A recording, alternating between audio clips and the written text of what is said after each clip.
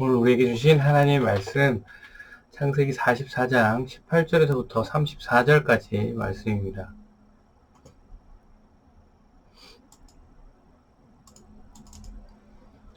말씀 봉독합니다. 유다가 그에게 가까이 가서 이르되 내 주여 원하건대 당신의 종에게 내 주의 귀에 한 말씀을 아뢰게 하소서. 주의 종에게 노하지 마소서. 주는 바로와 같으십니다. 이전에 내 주께서 종들에게 물으시되 너희는 아버지가 있느냐 아우가 있느냐 하시기에 우리가 내 주께 아뢰되 우리에게 아버지가 있으니 노인이요 또 그가 노년에 얻은 아들 청년이 있으니 그의 형은 죽고 그의 어머니가 남긴 것은 그뿐이므로 그의 아버지가 그를 사랑하나이다 하였더니 주께서 또 종들에게 이르시되 그를 내게로 데리고 내려와서 내가 그를 보게 하라 하시기로 우리가 내 주께 말씀드리기를 그 아이는 그의 아버지를 떠나지 못할지니 떠나면 그의 아버지가 죽겠나이다. 주께서 또 주의 종들에게 말씀하시되 너희 막내 아우가 너희와 함께 내려오지 아니하면 너희가 다시 내 얼굴을 보지 못하리라 하시기로 우리가 주의 종 우리 아버지에게로 도로 올라가서 내 주의 말씀을 그에게 아뢰었나이다. 그 후에 아버지가 다시 가서 곡물을 좀 사오라 하시기로 우리가 이르되 우리가 내려갈 수 없나이다. 우리 막내 아우가 함께 가면 내려가려니와 막내 아우가 우리와 함께 가지 아니하면 그 사람의 얼굴을 볼 수 없습니다.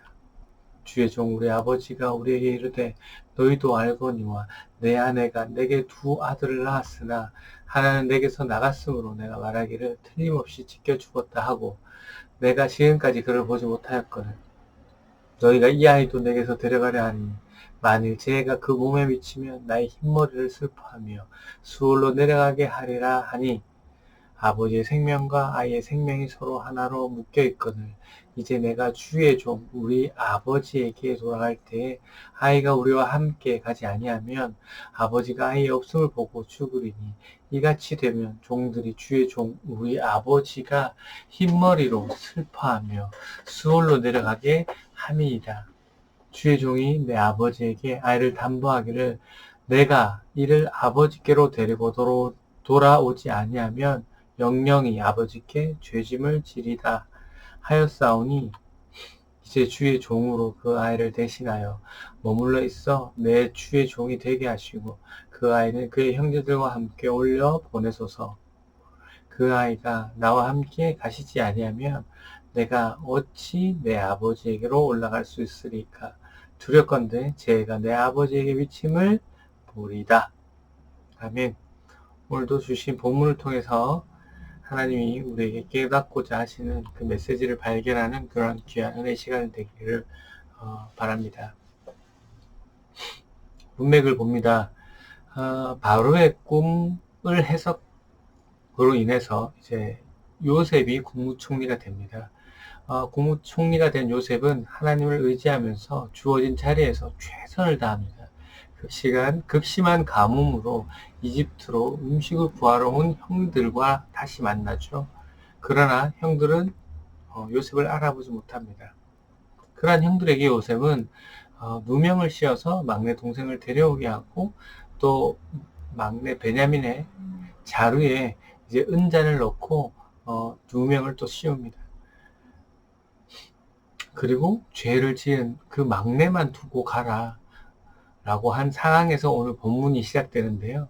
18절 말씀을 보시면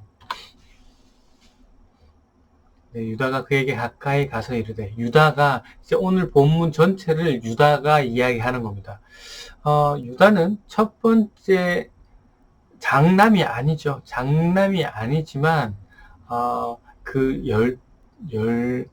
12명 가운데 장남의 역할을 했던 친구입니다. 일단 이 정도만 아시고 넘어가겠습니다. 유다가 그에게 가까이 가서 이르되 내 주여 원하건대 당신의 종에게 내 주의 귀에 한 말씀을 아뢰게 하소서. 주의 종에게 노하지 마소서. 주는 바로와 같으십니다. 네. 여기서 이제 유다가 말하는 주는 바로 앞에 있는 총리인 요셉을 이야기합니다. 이 전체 내용을 보시면 이 종된 신분인 형 유다가 이제 높으신 총리 요셉에게 감히 한 말씀 올려드리는 것에 대해서 네, 노여워하지 말라라는 표현을 여기 18절 이렇게 표현한 겁니다. 왜냐? 네, 예전의 계급사회 때는 항상 네, 윗사람만 아랫사람한테 얘기했지 아랫사람이 자신의 의견이나 뭐 자신의 이야기를 윗사람에게 할 수 없었습니다.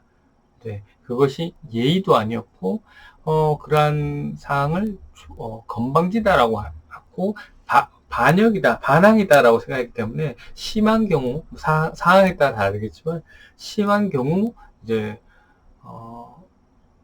말씀을 올려드렸다가 죽는 경우가 네, 있었습니다. 네, 그렇기 때문에 방금 유다가 이렇게 자신을 낮추고 총리인 요셉을 높여서 자신의 하고 싶은 얘기를 표현하고자 하는 장면이고요. 19절부터 이 목숨을 건 네, 유다의 네, 이야기가 시작됩니다. 예전에 총리께서 자신들에게 아버지나 아우가 있냐고 물으셨고, 첫 번째 만남을 얘기하죠. 그래서 20절에 그 늙은 아버지가 있었고, 늦게 얻은 아이가 있는데, 한 어머니께서 난 친형이라, 어머니께서 난 두 형제가 있는데, 그 형이 죽고 나서, 아버지께서 이 둘째만, 그러니까 막내만, 사랑한다라고 말씀드렸다.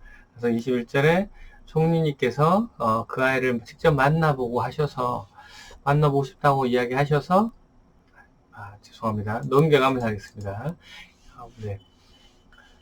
총리님께서 그 아이를 직접 만나보고 싶다고 하셔서 데리고 오라고 하셨죠. 그래서 우리가 아버지가 막내를 너무 사랑하시기 때문에 막내를 데리고 오면 늙은 아버지께로서 돌아가실 것이다 라는 것까지 총리에게 이야기했다라는 것이고, 23절에 그러나 총리님께서도 막내 동생을 데려오지 않는다면 다시는 총리의 얼굴을 보지 못할 것이다 라고 말씀하셔서 네, 어쩔 수 없이 24절에 아버지께 가서 사정을 말씀드렸고, 25절에 다시 음식을 사오라는 아버지의 말씀에 26절에 막내 동생을 데리고 갈 수밖에 없음을 이제 이야기했죠. 그래서 27절부터는 이제 아버지가 막내 베냐민을 어떻게 생각하는지에 대해서 요셉을 잃어버렸을 때의 상처로 인해서 더욱 베냐민을 조심시키는 그 아버지의 마음을 이렇게 29절까지 기록되어 있고요. 30절부터는 아버지와 막내와의 관계를 설명하면서 꼭 막내를 데려가야 된다. 그렇지 않으면 아버지께서 슬퍼하실 것이다 라는 거. 그래서 자신이 아버지하고 약속을 했다라는 거. 아버지하고 막내를 데리고 꼭 아버지께로 다시 돌아가겠다라는 약속을 했기 때문이라서 막내를 대신해서 막내를 대신해서 자신이 유다의 종으로 유다가 종으로 남겠으니 막내를 보내돌라라는 그 선처의 간절한 호소로 오늘 본문이 34절까지 이렇게 마무리되고 있습니다. 오늘 말씀 묵상하겠습니다. 내용이 여러분이 익히 아는 내용이라 더 설명할 건 없고요. 바로 묵상하자면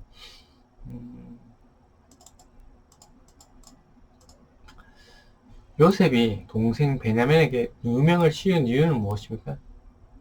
예전에 자신을 대했던 그 형들이 베냐민 동복 동생이죠. 같은 어머니에게서 난 이 동복 동생 베냐민을 대하는 모습을 보기 위해서 그러니까 형들이 어떻게 변했는지 보기 위한 그런 시험이었습니다. 그리고 실제로 확인했을 때 형들의 모습은 어떻게 됐습니까? 변해 있었습니다.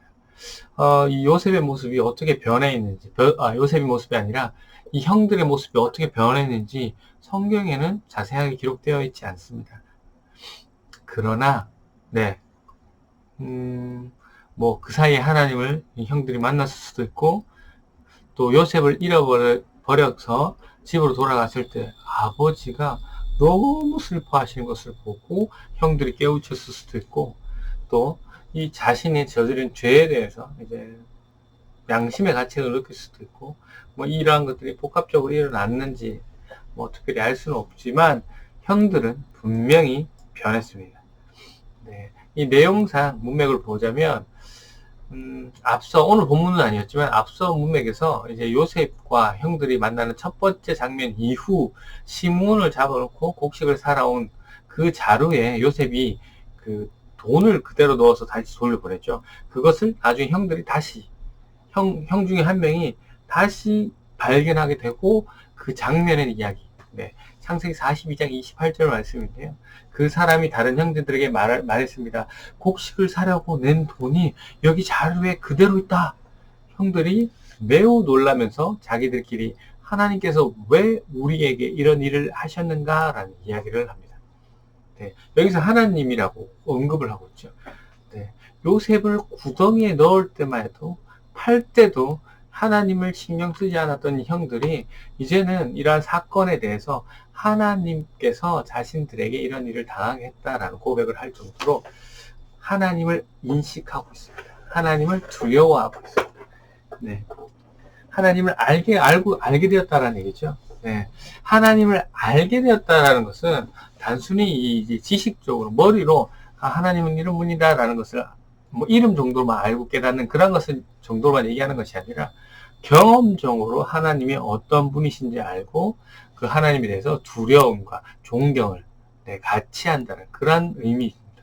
그래서 형들은 그런 하나님을 경험하고 변화되었습니다. 맞죠? 그리고 변화된 것은 사실 형들뿐만 아니었죠. 요셉도 변했습니다. 그 깐족거리고 형들 앞에서 자기의 꿈, 아버지 앞에서 자기의 꿈을 그대로 얘기하는 정말 눈치 없는 그런 교만하고 거만했던 그러한 요셉이 어땠습니까? 보통 요셉의 상황, 보통 요셉의 상황에서 형들에게 미움을 받고 왕따 당하고 구덩이에 빠지고 맞고 팔리고 했을 때, 그 마음 속에 어떤 마음일까요? 만나기만 해봐라. 확 다 죽여버리겠다. 내가 이렇게 잘됐으니까 찾아서 복수해야 되겠다. 이런 생각을 했을 겁니다. 맞죠? 이런 생각을 했을 거예요. 그러나 형들을 만났을 때 요셉의 모습 어땠습니까? 전혀 그러한 모습이 보이지 않고 여전히 하나님을 의지하면서 형들을 대하는 모습을 봤습니다.